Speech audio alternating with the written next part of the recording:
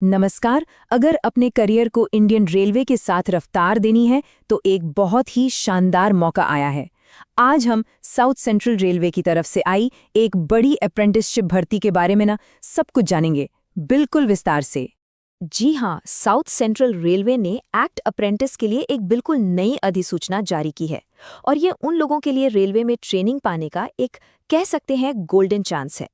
और ये कोई छोटी मोटी भर्ती नहीं है, बिल्कुल नहीं। कुल 2801 स्लॉट्स। मतलब ये नंबर अपने आप में बताता है कि ये कितना बड़ा मौका है और कितने बड़े लेवल पर ये ट्रेनिंग होने वाली है। हाँ, तो ये जानना जरूरी है कि ये सारे स्लॉट्स अप्रेंटिस एक्ट 1961 के तहत 2025-26 के ट्रेनिंग पीरियड के लिए हैं। मतलब ये एक प्रॉपर फॉर्मल ट्रेनिंग प्रोग्राम है।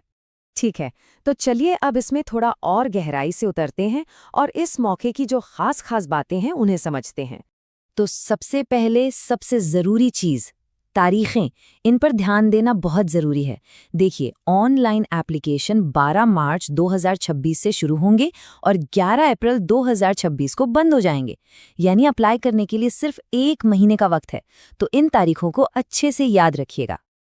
अब आता है सबसे बड़ा सवाल कि कौन इस मौके के लिए योग्य है। चलिए, इसकी जो एलिजिबिलिटी है उस पर एक नज़र डालते हैं। तो देखिए, अप्लाई करने के लिए एक ज्योग्राफिकल शर्त है। उम्मीदवार को इन्हीं राज्यों और बताए गए जिलों का निवासी होना चाहिए जो नोटिफिकेशन में दिए गए हैं। अब इसमें तेलंगाना और आंध्र प्रदेश के लगभग सभी जिले हैं और साथ ही महाराष्ट्र, कर्नाटक, तमिलनाडु और मध्य प्रदेश के कुछ खास जिले भी शामिल हैं। अब उम्र की बात करें तो वो भी बिल्कुल साफ है। जनरल कैटेगरी के उम्मीदवारों की उम्र 15 से 24 साल के बीच होनी चाहिए।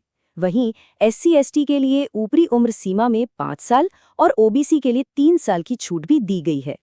अच्छा, अब आते हैं एजुकेशनल क्वालिफिकेशन पर। इसके 2 मेन हिस्से हैं।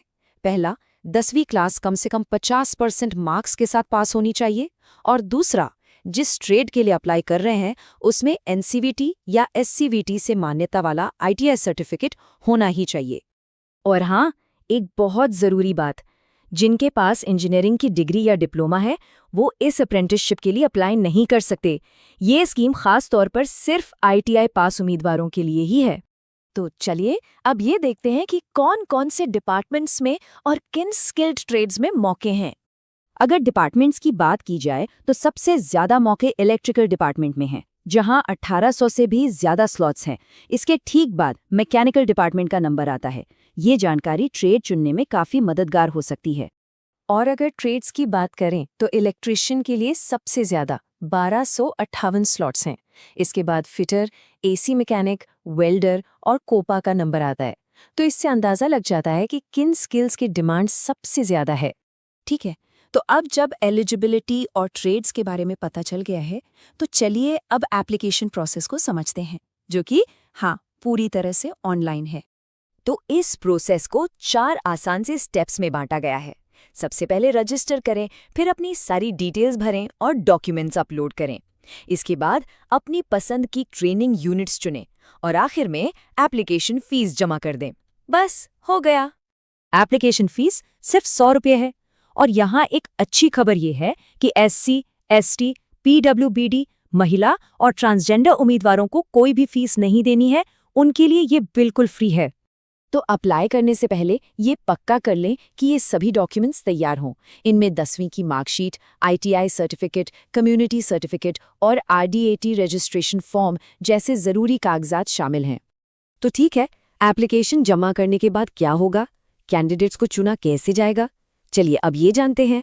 सबसे पहली और सबसे ज़रूरी बात, सिलेक्शन जो है वो पूरी तरह से मेरिट के आधार पर होगा। और मेरिट लिस्ट कैसे बनेगी? ये बनेगी 10वीं के मार्क्स और ITI के मार्क्स के एवरेज के आधार पर। मतलब दोनों को बराबर का वेटेज दिया जाएगा। तो जाहिर है दोनों में अच्छे नंबर होना फ़ायदेमंद रहेगा। और अब सबसे बड़ी बात, इस सिलेक्शन प्रोसेस में कोई भी रिटन टेस्ट या इंटरव्यू नहीं होगा। जी हाँ, कोई एग्जाम नहीं। ये पूरी प्रक्रिया को बहुत ही आसान और पारदर्शी बना देता है। हाँ, लेकिन एक बात को लेकर उम्मीदें सही रखना बहुत ज़रूरी है। ऑफिशियल नोटिफिकेशन से लिया गया ये कोट साफ कहता है कि ये सिर्फ एक ट्रेनिंग प्रोग्राम है। इससे रेलवे में पक्की नौकरी की गारंटी नहीं मिलती। तो सारी जानकारी और अप्लाई करने के लिए सिर्फ और सिर्फ ईसी ऑफिशियल वेबसाइट का इस्तेमाल करना है। फर्जी वेबसाइटों से बचकर रहिएगा। सही जानकारी के लिए हमेशा ऑफिशियल सोर्स पर ही भरोसा करें। तो ये एक बेहतरीन मौका है रेलवे के साथ काम करने और ज़रूरी स्किल्स सीखने का।